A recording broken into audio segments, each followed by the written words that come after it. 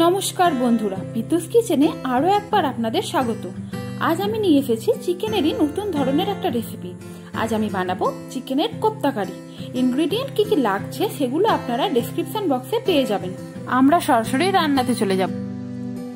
তাহলে আমি আমার রান্নাটা শুরু করলাম। এখানে বোনলেস চিকেন আছে, এখানে 200 গ্রাম মতো বোনলেস চিকেন আছে। আমি এটাকে মিক্সিতে পেস্ট করে নেব।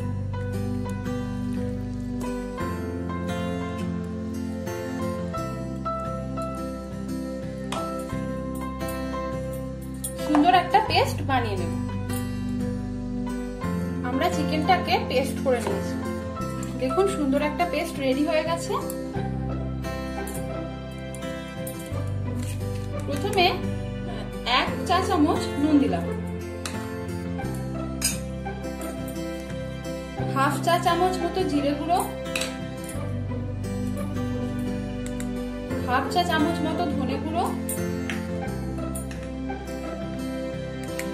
1/2 চা চামচ লঙ্কা গুঁড়ো, 1/2 চা চামচ হলুদ গুঁড়ো দেব। এরপর 1 টেবিল চামচের মতো আদা রসুনের পেস্ট দিয়ে দেব। দেওয়ার পর এখানে 2টো কাঁচা লঙ্কা কুচি আছে, 2টো কাঁচা লঙ্কা কুচি দিয়ে দেব। এরপর সামান্য একটু চিনি দিয়ে দেব আর 1/2 চা চামচের মতো গরম মশলা এতে দিয়ে নেব।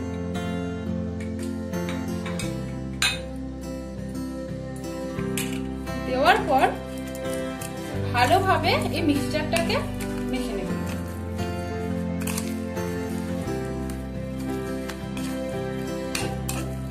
এরপর আমি বড় চামচের 1 চামচ মতো ঘি দিয়ে দেব। ঘি দিয়ে মিশ্রণটাকে ভালো করে মেখে নেব।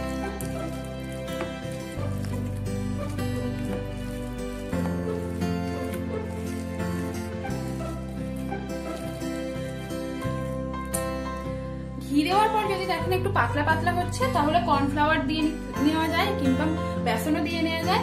আমি এখানে সামান্য একটু কর্নফ্লাওয়ার দিয়ে নেব, ওই 1 চা চামচের মতোই কর্নফ্লাওয়ার দিয়ে মিশ্রণটাকে ভালোভাবে মেখে নেব।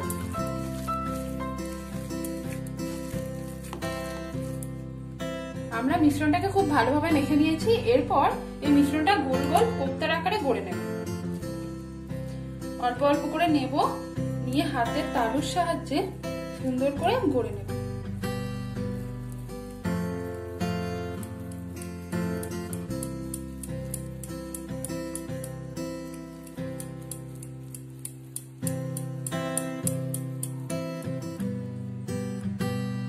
এইরকম গোল গোল বল বানিয়ে নেব। সবগুলো এরকম বানাবো। আমরা কোপ্তাগুলো গোল গোল করে বানিয়ে ফেলেছি। এরপর আমরা কোপ্তাগুলো তেলে ভেজে নেব। তাহলে কোপ্তাটা ভেজে নিই, চলুন। আমি গ্যাস জ্বালিয়ে কড়াতে একটা ফ্রাইং প্যান বসিয়ে দিয়েছি। এরপর আমি তেলটা দিয়ে দেব। আমি এখানে সাদা তেল ইউজ করছি, বেশ অনেকটা পরিমাণেই তেল দিলাম। দিয়ে একটু তেলটা গরম হতে দেব। তেলটা গরম হয়ে গেছে। এরপর যে কোপ্তাগুলো বানিয়ে নিয়েছিলাম ওগুলো দিয়ে দেবো। আর আমি কোপ্তাগুলো সব মিডিয়াম টু লো ফ্লেমে ভাজবো, না হলে ওপর দিয়ে হয়ে যাবে আর ভিতরে হবে না, কাঁচা কাঁচা থেকে যাবে। বেশি কোপ্তা নেবো না, আমি 4টে করেই ভাজবো।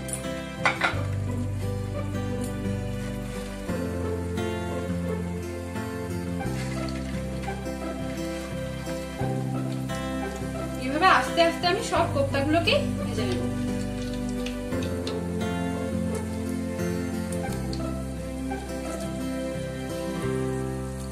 কোপ্তাগুলো খুব নরম। আপনারাও যখন বাড়িতে ফ্রাই করবেন কিংবা ভাজবেন তখন একটু কেয়ারফুলি করবেন, কারণ নাহলে ভেঙে যেতে পারে। এইভাবে আমরা ভেজে নেব সমস্ত কোপ্তাগুলোকে।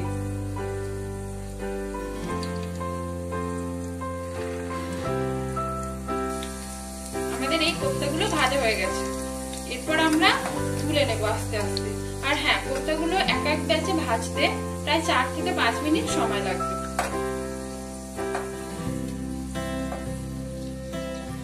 তুলে নেওয়ার পর বাকি যে কোপ্তা ওগুলো আস্তে আস্তে দিয়ে দেব।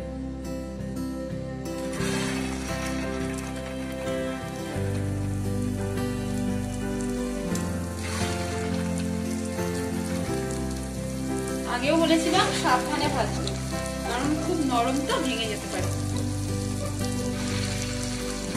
এইভাবে অল্প অল্প করে দিয়ে ভাজবে, বেশি দেওয়ার দরকার নেই। আর যতক্ষণ কোপ্তাগুলো ভাজা হচ্ছে আমি একটা মিক্সচার তৈরি করে নেব। আমরা একটা মিক্সিং বলে 2 টেবিল চামচ টক দই নিয়ে নেব। এরপর এখানে পেঁয়াজ ভাজা করে রেখেছি, আমি ওই 2 টেবিল চামচের মতোই পেঁয়াজ ভাজা দিয়ে দেব। দিয়ে একটা পেস্ট বানিয়ে নেব। আমরা টক দই আর পেঁয়াজটা খুব ভালোভাবে পেস্ট করে নিয়েছি। এরপর আমি একটা বাটিতে ঢেলে নেব।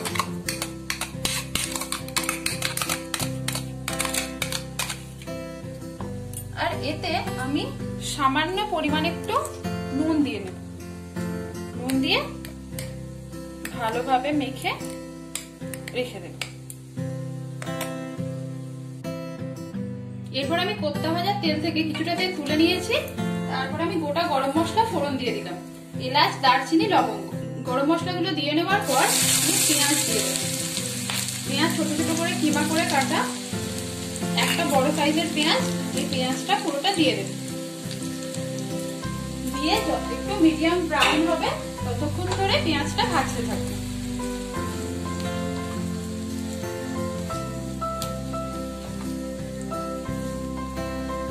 যতক্ষণ পেঁয়াজটা ভাজা ভাজা হচ্ছে আমি একটা বাটিতে জল নিয়েছি। জল নিয়ে তাতে 1 টেবিল চামচ হলুদ, 1 টেবিল চামচ লঙ্কা গুঁড়ো,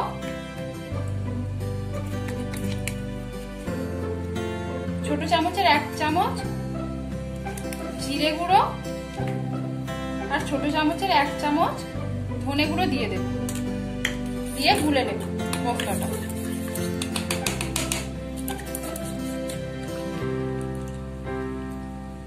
পেঁয়াজটা হালকা ভাজা হয়ে গেছে। এরপর আমি আদা রসুনের পেস্ট দিয়ে দেব। আমি 1 চামচ আদা রসুনের পেস্ট দিলাম। দিয়ে ভালোভাবে নাড়িয়ে নেব। আদা রসুনের পেস্ট দিয়ে 2-1 মিনিট নাড়িয়ে নেব, কারণ গন্ধটা যাতে কেটে যায়। এরপর আমি টমেটো পিউরি দিয়ে দেব। আমি একটা মাঝারি সাইজের টমেটোকে ভালোভাবে গ্রেট করে নিয়েছি। এই টমেটো পিউরিটা দিয়ে দেব। দিয়ে কিছুক্ষণ নেড়ে নেব। এরপর যে মশলাটা করলাম ওই মশলাটা দিয়ে দেব। মশলাটা দিয়ে কষাতে থাকবো।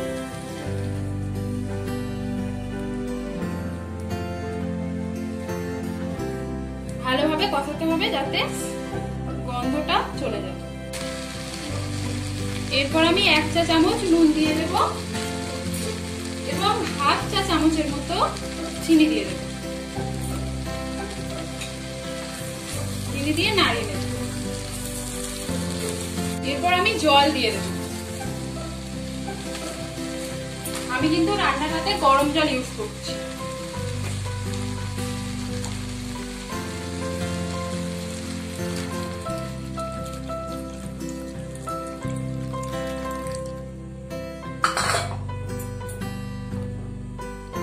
জল দিয়ে নিয়েছি। জল দিয়ে নিয়ে জলটাকে আমি ফুটতে দেব। ফুটে গেলে আমি কোফতাগুলো এতে দিয়ে দেব। দেখে নিন আমাদের গ্রেভিটা রেডি হয়ে গেছে এবং ফুটতে শুরু করেছে আর তেলগুলো আলাদা আলাদা হয়ে গেছে, উপরে ভেসে উঠেছে। এরপর যে কোফতাগুলো ছিল আমি একটা একটা করে দিয়ে দেব।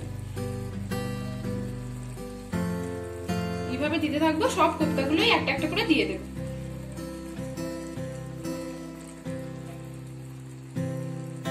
দেখে নিন আমরা কোফতাগুলো দিয়ে দিয়েছি। এরপর আমরা 5 মিনিটের মতো ঢাকা দিয়ে রেখে দেব। 5 মিনিট হয়ে গেছে। এরপর আমরা ঢাকাটা খুলে নেব।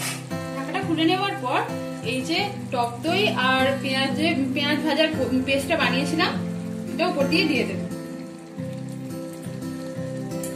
দিয়ে আস্তে আস্তে সুন্দর করে গ্রেভিটা মাখিয়ে দেব। মাখিয়ে দেওয়ার পর আমি আরো 5 মিনিট ঢাকা দিয়ে একটু হতে দেব। দেখুন 5 মিনিট পর আমি খুলে নিয়েছি। আমাদের কোফতা একদম রেডি হয়ে গেছে। এরপর ওপর দিয়ে সামান্য ঘি আর গরম মশলা ছড়িয়ে নামিয়ে নেব।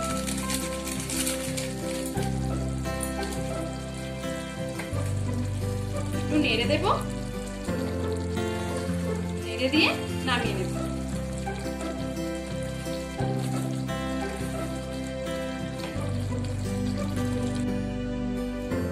দেখে নিন আমাদের চিকেন কোপ্তা কারি একদম রেডি হয়ে গেছে। আমরা একটা সার্ভিং বলে সুন্দর করে সাজিয়ে নিয়েছি। এই চিকেন কোপ্তা কারি আপনারা ফ্রাইড রাইস, পরোটা, রুটি, নান এই সবের সাথে খেতে পারেন, খুব ভালো লাগবে খেতে। আর যারা আমার চ্যানেলের নতুন বন্ধু তারা প্লিজ আমার চ্যানেলটাকে সাবস্ক্রাইব করে নেবেন, যাতে যখন আমি নতুন রান্না করব আপনাদের কাছে নোটিফিকেশনটা ঢুকে যেতে পারে। ততদিন আপনারা ভালো থাকবেন এবং সুস্থ থাকবেন। আরো কোনো নতুন রেসিপি নিয়ে আপনাদের সামনে হাজির হব। ধন্যবাদ।